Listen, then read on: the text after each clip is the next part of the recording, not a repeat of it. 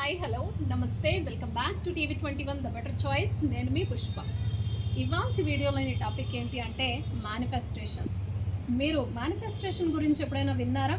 మీరు ఏమైనా మేనిఫెస్టేషన్ చేశారా? మీ మేనిఫెస్టేషన్స్ నెరవేరాయా, లేకపోతే ఏవైనా మేనిఫెస్టేషన్స్ జరగలేదా? అదేంటి అనేది నాకు కామెంట్ సెక్షన్లో తెలియచేయండి. ఇక ఇవాళ వీడియోలో మనం మేనిఫెస్టేషన్ గురించి కొన్ని అద్భుతమైన విషయాలు అయితే తెలుసుకుందాం. నా జీవితంలో నేను కూడా కొన్ని మేనిఫెస్టేషన్స్ చేయడం జరిగింది. అయితే వాటిల్లో కొన్ని నెరవేరాయి, మరి కొన్ని నెరవేరలేదు. అయితే వీటికి కారణం ఏంటని మీరు అనుకుంటున్నారు?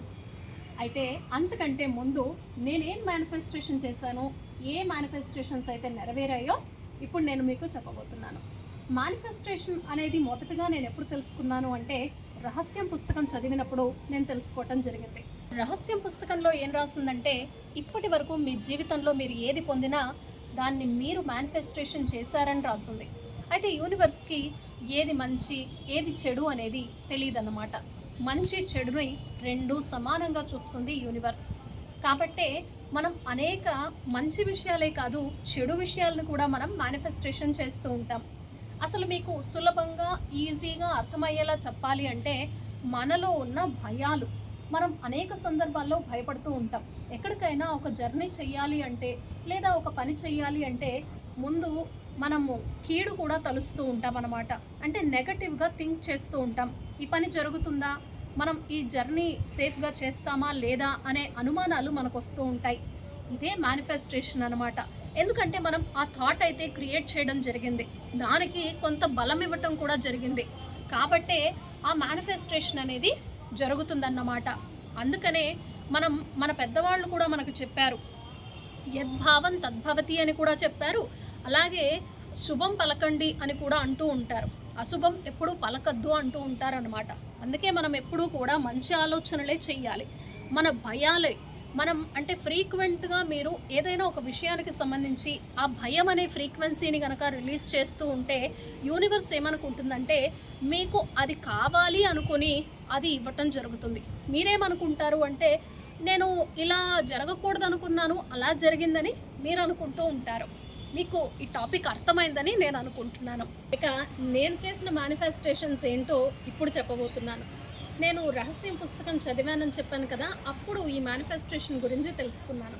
అప్పుడు తెలుసుకోగానే నేను కళ్ళు మూసుకొని ఏదైనా కోరుకోండి వస్తుంది అన్నారు కదా, గట్టిగా మీరు నమ్మండి, మీరు కోరుకోండి వస్తుంది అని రాసింది. నేనేం చేశానంటే మొదట ఒక నెమలీకను అయితే మేనిఫెస్ట్ చేశాను అనమాట. కళ్ళు మూసుకొని ఒక నెమలీకను ఊహించుకొని అది నా దగ్గరికి రావాలని కోరుకున్నాను అనమాట. కాసేపట్లోనే ఆశ్చర్యం, మీరు నమ్మకపోవచ్చు, కాసేపట్లోనే మా పాప ఒక నెమలీక పట్టుకుని ఇంటికి వచ్చిందనమాట. ఎవరో అప్స్టైర్స్లో వాళ్ళు ఆ నెమలీక తనకి ఇచ్చారట.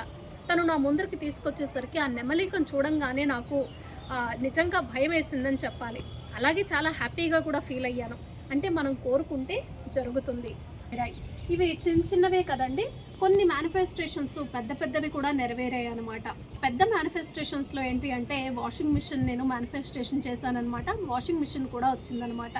అది అనుకోకుండా మా అక్క నాకు కొనిచ్చిందనమాట, గిఫ్ట్గా ఇచ్చిందనమాట. అది నాకు చాలా హ్యాపీ అనిపించింది. అలా ప్రతి ఒక్క మేనిఫెస్టేషన్ కూడా జరుగుతుందండి. బట్ ఏంటి అంటే కొన్ని మేనిఫెస్టేషన్స్ జరగవు. ఏ సందర్భంలో అసలు మేనిఫెస్టేషన్స్ జరగవో ఇప్పుడు తెలుసుకుందాం. అసలు మేనిఫెస్టేషన్స్ జరగకపోవడానికి గల కారణం ఏంటో ఇప్పుడు తెలుసుకుందాం. మనం ఒక విషయాన్ని బలంగా కోరుకుంటాం, కానీ అంతకంటే ఎక్కువ బలంగా దాని గురించి భయాన్ని వ్యక్తం చేస్తూ ఉంటాం, ఇది జరగదేమో అని. ఒక్కసారి మీరు మేనిఫెస్టేషన్ చేసినప్పుడు అది జరగకపోతే ఒక్కసారి ఈ పాయింట్ని, నేను చెప్పిన పాయింట్ని మీరు ఒకసారి రీచెక్ చేసుకోండి.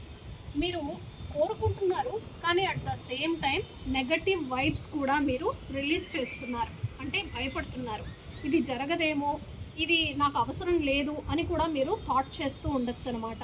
కాబట్టి మీరు మీ మేనిఫెస్టేషన్లో ఇలాంటి మిస్టేక్ చేస్తూ ఉన్నట్లయితే ఒక్కసారి సరి చేసుకోండి. మీరు మేనిఫెస్టేషన్ చేసినా జరగటం లేదా, అయితే ఒక్క నిమిషం ఆగండి. ముందు ఇప్పుడు మీరు ఒక పెన్ను పేపర్ తీసుకుని స్థిరంగా కూర్చొని ఒక్కసారి మీ మేనిఫెస్టేషన్ ఏంటో రాయండి. నిజంగా అది మీకు అవసరం ఉందా, దాన్ని మీరు బిలీవ్ చేస్తున్నారా లేదా, దాని అవసరం ఎంత ఉంది, మీరు ఒకవేళ ఆ మేనిఫెస్టేషన్ నెరవేరితే మీ జీవితంలో ఎలాంటి మార్పు వస్తుంది, మీకు నిజంగా అది అవసరమా కాదా ఒకసారి చెక్ చేసుకోండి. ఇప్పుడు క్లారిటీగా ఒకవేళ అవసరమైతే మీరు మళ్ళీ మేనిఫెస్టేషన్ మొదలు పెట్టండి. అయితే ఈసారి మీరు చేయాల్సింది ఏంటంటే ఖచ్చితంగా 100% నమ్మండి, మేనిఫెస్టేషన్ చెయ్యండి. అలాగే మీరు ఎఫర్మేషన్స్ కూడా చెయ్యండి. ప్రతిరోజు మీరు ఆ విష్ ఏదైతే ఉందో అది ఇంతకు ముందే నెరవేరినట్లు మీరు ఊహించుకోండి. ఇప్పుడు ఆ మేనిఫెస్టేషన్ ఖచ్చితంగా జరిగి తీరుతుంది. ఒక్క విషయాన్ని మాత్రం బాగా గుర్తుపెట్టుకోండి, మేనిఫెస్టేషన్ చేసేటప్పుడు మీరు దాని తాలూకు నెగటివ్ వైబ్స్ని క్రియేట్ చేయకండి. ఎందుకంటే మనం ఒక విషయాన్ని కావాలి అని కోరుకుంటూనే ఇది నాకు వద్దు, దీనివల్ల నాకు అసౌకర్యం కలుగుతుంది అనే నెగటివ్ వైబ్స్ కూడా మీరు రిలీజ్ చేస్తారు. అంటే పాజిటివ్ థాట్స్ ఉంటాయి, నెగటివ్ థాట్స్ ఉంటాయి.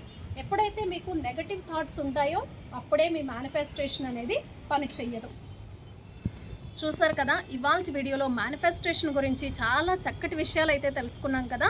తప్పకుండా ఈ రూల్స్ని అయితే మీరు ఫాలో అవ్వండి. మీ మేనిఫెస్టేషన్ ఒకవేళ ఈ రూల్స్ పాటించి జరిగితే కనుక నాకు కామెంట్ సెక్షన్లో తెలియచేయండి. ఈ వీడియో నచ్చితే ఏం చేయాలో తెలుసు కదా. తప్పకుండా లైక్ చేయండి, షేర్ చేయండి, కామెంట్ చేయండి, సబ్స్క్రైబ్ చేయడం అస్సలు మర్చిపోకండి. TV21 the better choice.